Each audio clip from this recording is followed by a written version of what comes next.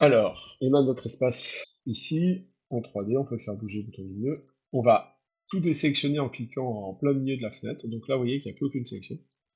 On va aller dans Esquisse, c'est l'onglet ici. Moi, il est déjà sélectionné. Et ici, Esquisse. Alors, on clique dessus. Et là, il vous dit, il faut un plan pour esquisser. C'est-à-dire qu'il faut sélectionner un plan. Le plan, on peut le sélectionner soit là, c'est ce qu'il y a de plus simple, soit en déroulant l'arbre, en cliquant sur la petite flèche ici, et en prenant le plan de face, c'est la même chose. Donc, plan de face, c'est le même. Je prends le plan de face. Là, il vous met le plan de face à vous, pour bien que vous voyez ce que vous faites. Et maintenant, on va commencer à esquisser un, comme ce qui est demandé dans l'exercice, un patron d'un cube de 50 mm. Donc ça veut dire qu'on va faire 6 carrés de 50 mm, 4 alignés et puis 2 par côté. Donc je vais commencer par ici l'outil rectangle et je vais prendre le centre ici. Je vais cliquer gauche, relâcher et je vais faire un carré qui est à peu près 50 par 50. On voit à côté de mon petit crayon X et Y. On va se mettre à peu près vers 50. On va relâcher.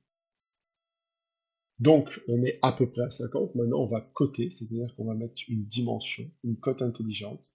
Je clique sur l'outil cote, on voit qu'il est sélectionné. Je sélectionne ce trait-là, celui-ci. Je tire la cote ici. Et là, je mets 50. Je peux aussi le changer ici, hein, si je veux. Voilà. Je vais faire la même chose pour la partie latérale. Ici, 50. Voilà.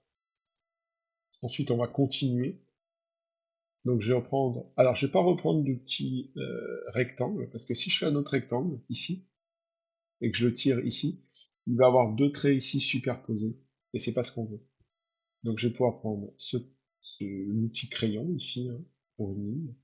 Et là, je vais tracer à peu près. Vous voyez, hein, là, ici, j'ai 51. Allez, hop.